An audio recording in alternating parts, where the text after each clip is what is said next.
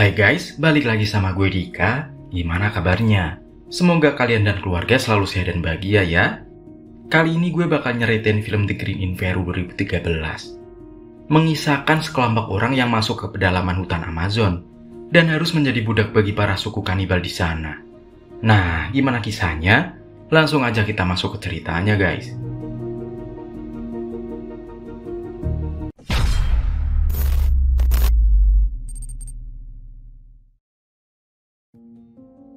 Film dimulai dengan memperlihatkan seorang anak dan ayah dari sebuah suku pedalaman.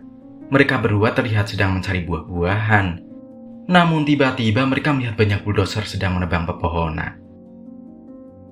Scene kemudian berpindah ke sebuah universitas di Amerika, dan di sana sedang ada demonstrasi mahasiswa yang menuntut untuk mendapatkan asuransi kesehatan. Mendengar riuhnya suara pendemo, membuat Justin terbangun dan melihat keluar jendela. Setelah itu Justin pergi keluar bersama sahabatnya yang bernama Jesse untuk mencari makan. Sebelum berangkat kuliah di tengah perjalanan ke kampus, langkah Justin terhenti ketika melihat demo tersebut. Kemudian mereka pun bergegas masuk ke dalam kelas. Ketika sedang mendengarkan materi dari dosennya yang membahas tentang sunat untuk para wanita yang dilakukan di Afrika dan di suku pedalaman, Justin menjadi kasihan dan ingin menghilangkan tradisi itu dengan menggunakan kekuatan ayahnya yang ternyata merupakan pengacara di PBB. Setelah selesai kelas, Justin bergegas menemui ayahnya untuk membahas masalah tradisi sunat pada perempuan yang masih banyak terjadi. Setelah itu dia pun pergi. Di perjalanan Justin dicegat oleh Jonas. Justin diberikan sebuah brosur untuk mengajaknya mendatangi rapat dengan kelompok penemu nanti malam. Setelah itu dia langsung menemui ayahnya lagi dan menanyakan apakah PBB bisa berbuat sesuatu untuk menghilangkan budaya sunat pada wanita. Namun ayahnya menolak. Karena tidak semudah itu untuk menghilangkan sebuah budaya yang sudah mendarah daging di suatu kelompok. Setelah selesai berbincang dengan ayahnya, di malam hari Justin mendatangi rapat. Di sana ternyata mereka sedang membahas untuk menyelamatkan sebuah suku pedalaman di hutan Amazon yang berada di negara Peru. Suku itu terancam digusur dan dibantai oleh sebuah perusahaan minyak yang menginginkan gas alam yang ada di bawah desa mereka. Mendengar bahwa mereka akan berurusan dengan sebuah perusahaan, tanpa sengaja Justin bertanya kepada mereka, apakah mereka berniat untuk berdemo di hutan dan melakukan aksi mogok makan. Mendengar hal itu, Alejandro menyuruh Justin untuk pergi dari rapat, karena menganggap Justin sudah kurang ajar padanya. Setelah itu Justin langsung pergi. Saat sudah keluar dari rapat itu, Jonas mengejar Justin dan meminta maaf atas nama Alejandro. Keesokan paginya Justin meminta maaf pada Alejandro dan memohon padanya agar memperbolehkan dia untuk ikut pergi ke Peru. Dan karena Justin memaksa, akhirnya Alejandro mengizinkan Justin untuk ikut. Sebelum mereka berangkat ke Peru, mereka rapat sekali lagi untuk membuat sebuah rencana bagaimana agar bisa menghentikan perusahaan minyak dari menggusur desa suku Yahes. Once the construction knows they're on camera, them. And the Peruvian government will notice. Besok paginya Justin dengan semangat mengepak barang-barangnya untuk pergi ke Peru. Seperti biasa, sebelum berangkat Justin menghubungi ayahnya untuk mengabari bahwa dia akan pergi ke Peru. Ayah Justin sempat tidak mengizinkannya. Tapi karena Justin tetap memaksa, akhirnya sang ayah mengizinkannya. Dan berangkatlah Justin ke Peru. I love you. I love you too. Please be... Sesampainya di sana, mereka berganti ke pesawat yang lebih kecil. Dan mereka ditemani oleh guide yang bernama Carlos. Di dalam pesawat, Jonas yang hendak duduk di samping Justin ternyata keduluan oleh orang lain. Di sini ada dialog antara Jonas dan Lars yang mengindikasikan bahwa sebenarnya Jonas sedang jatuh cinta kepada Justin.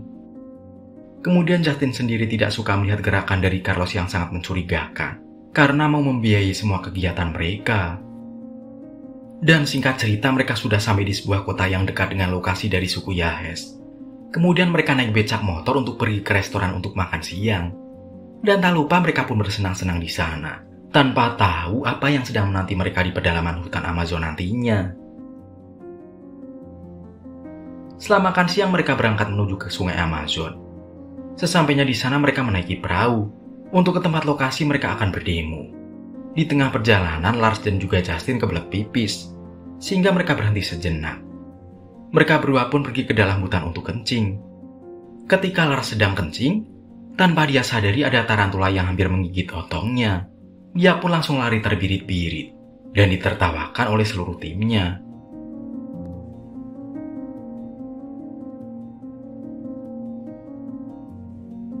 Singkat cerita, sampailah mereka di lokasi yang sudah mereka rencanakan. Sebelum melakukan aksinya, mereka terlebih dahulu mengganti baju mereka. Kemudian mereka mengintai para pekerja untuk mengecek apakah sudah aman. Setelah dirasa aman, mereka segera melancarkan aksinya. Namun sialnya gembok yang sedianya digunakan oleh Justin untuk mengikat tubuhnya ternyata macet. Justin meminta tolong kepada teman-temannya. Namun mereka semua sibuk melakukan streaming untuk mengambil bukti. Sehingga ketika menjalankan aksinya, dia hampir dibunuh oleh pasukan bayaran dari perusahaan minyak. Untungnya saat akan ditembak, bos perusahaan minyak menelpon anak buahnya agar melepaskan mereka. Setelah itu mereka dijemput oleh polisi lokal dan dibawa ke kapal. Lalu dipulangkan kembali dengan menggunakan pesawat yang di awal tadi. Di dalam pesawat, Alejandro melihat bahwa Justin kesal akibat perbuatan mereka tadi. Dan dia menawarkan sebotol Amer untuk Justin tapi ditolak. Kemudian datanglah Jonas yang coba menenangkan Justin. Namun dijawab Justin dengan sangat cuek. Lalu Jonas menyuruh Justin untuk melihat ke bawah, yang mana ada hutan yang berhasil mereka selamatkan. Tiba-tiba tanpa diduga pesawat yang mereka tumpangi baling-balingnya terbakar, hingga membuat pesawat tersebut harus mendarat darurat, yang membuat banyak dari mereka meninggal.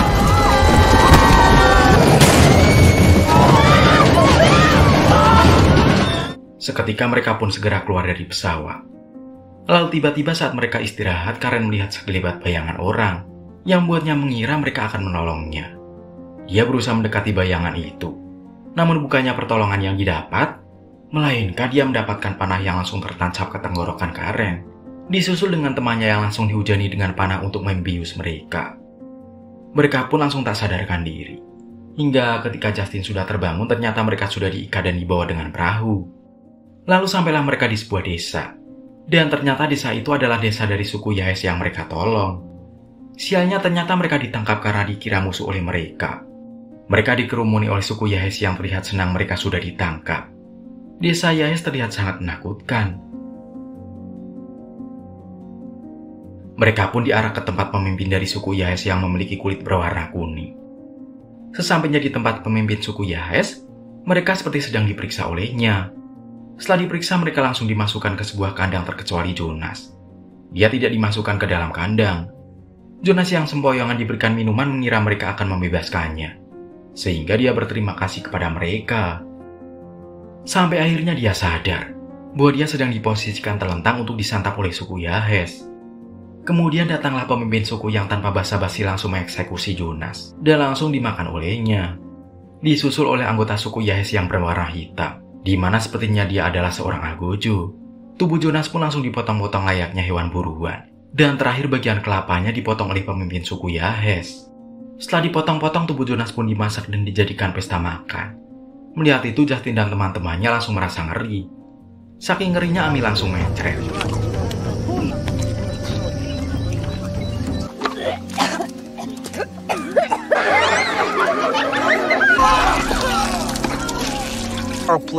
Di malam hari, Alejandro mulai menunjukkan sifat aslinya. Ternyata dia bekerja sama dengan Carlos untuk menghalangi perusahaan minyak pertama, agar perusahaan minyak yang kedua bisa memiliki minyak yang ada di desa suku Yahes. Yang apabila mereka berhasil menghentikan perusahaan yang pertama, Carlos akan dibayar dan Alejandro dapat mempromosikan organisasinya secara gratis, sehingga anggota dari organisasinya semakin bertambah. Mendengar hal ini, Daniel hampir saja baku hantam dengan Alejandro. Keesokan paginya ketika Justin bangun, ternyata ada salah satu anak dari suku Yahes yang menghampirinya. Terlihat dia tertarik dengan kalung yang dipakai oleh Justin. Melihat itu, Justin langsung membunyikan kalungnya untuk menarik simpati si bocah. Namun sang algojo sudah datang untuk membawa para wanita untuk diperiksa oleh pemimpin suku Yahes. Di sini mereka disuruh untuk mencopot semua pakaian bagian bawah. Lalu mereka diperiksa satu persatu dengan memasukkan jari ke bagian bawah mereka. Ami dan Samantha selamat. Namun ketika giliran Justin, ternyata saat ditusuk di bagian bawahnya mengeluarkan darah, ya artinya dia masih superawan. Dikarenakan Justin saja yang berdarah, maka dia langsung dibawa masuk ke sebuah ruangan selama seharian. Samantha dan Ami pun dikembalikan ke kandang lagi. Lalu tiba-tiba turunlah hujan, yang membuat para suku Yahes masuk ke dalam rumah masing-masing. Melihat hal ini, Samantha langsung mengusulkan ide bahwa dia akan kabur dan mencari bantuan. Dia kabur dengan mengecoh para penjaga dengan cara melemparkan ponselnya. Saat penjaga mencari ponselnya, Dia langsung lari dengan sekuat tenaga menuju ke perahu yang ada di tepian sungai. Keesokan paginya Justin dikembalikan ke kandang dengan badan yang ada riasan putih-putih. Saat dia ditanya apa yang sudah terjadi, ternyata Justin tidak mengingat apa yang sudah terjadi. Lalu saat sedang asik berbincang-bincang, mereka diberi makan oleh suku Yahes. Dan sekali lagi Justin bertemu dengan bocil yang tadi. Dia sekali lagi mencoba untuk menarik perhatiannya. Namun itu sia-sia saja. Kemudian saat Ami sudah memakan habis makanan yang diberikan, dia melihat bahwa ada kulit di dasar piringnya, yang mana kulit itu memiliki tato yang sama dengan tato Samantha. Kemudian dia sadar bahwa daging yang dia makan tadi adalah dagingnya Samantha. Ami pun langsung memecahkan piringnya dan menggunakan serpihannya untuk membeset lehernya sendiri. Karena Ami sudah mati, mereka memanfaatkan tubuh Ami untuk membuat para suku Yahes teler dengan memasukkan hanja ke dalam perut Ami, sehingga apabila Ami dimakan maka suku Yahes akan linglung. Namun salah satu dari mereka malah menjadikan tubuh Ami yang sudah mati buat bahan.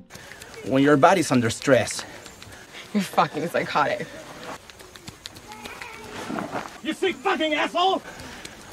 Singkat cerita, tubuh Ami pun dimakan, dan semua anggota suku Yahes langsung nge-fly.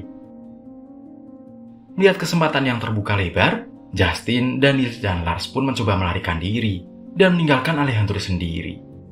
Melihat dirinya ditinggal, langsung saja dia menancapkan panah bius ke badan Lars, sehingga dia tidak bisa bergerak. Karena Lars tidak bisa bergerak, Justin dan Daniels terpaksa meninggalkannya. Mereka langsung bergegas untuk kembali ke bangkai pesawat untuk mengambil GPS. Kemudian Lars didatangi dua suku Yahes yang masih teler.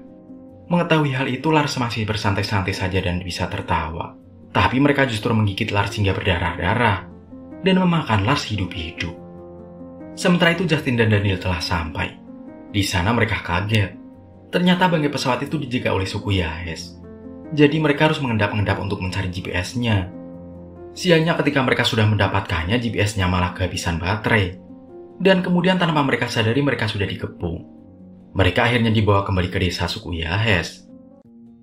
Setelah mereka gagal melarikan diri dan dihukum oleh si Algojo dengan diikat ke sebuah tiang dan kemudian satu persatu tulang Daniel dipatahkan. Kemudian dia diolesi cairan yang membuat dia dirubung oleh semut raksasa. Sementara Daniel dihukum, Justin justru sedang akan disunat oleh pemimpin suku Yahes.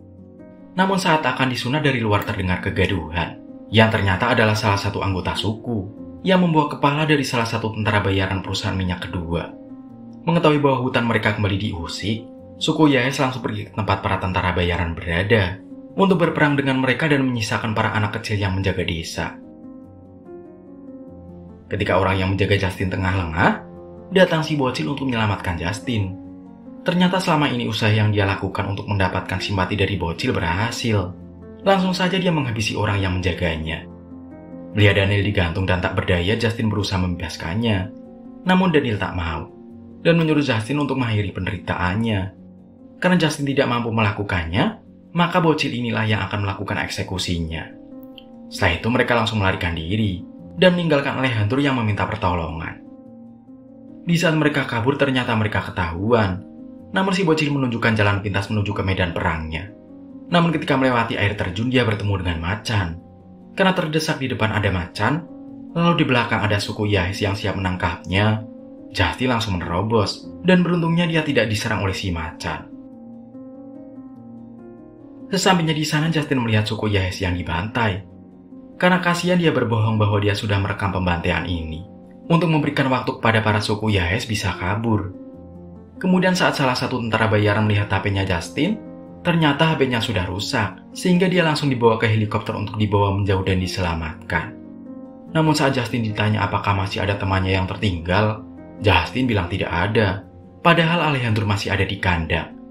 Mungkin karena saking kesalnya dia sama si Alejandro, jadi dia berbohong.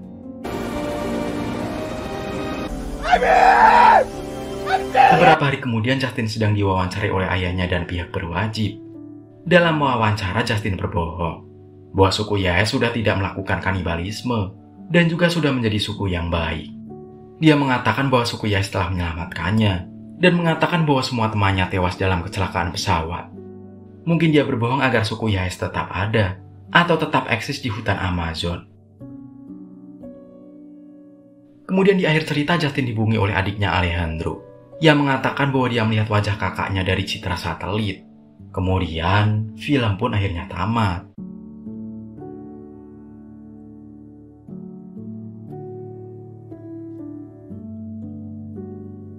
Jangan pernah sembarangan masuk ke suatu daerah yang belum kita ketahui, apalagi melakukan hal sesuka hati. Karena kita tidak tahu, kadang niat baik kita masih disalahartikan oleh orang lain di tempat tersebut. Nah, menurut kamu pesan apa yang kamu dapat setelah nonton cerita film kali ini? Komen ya guys.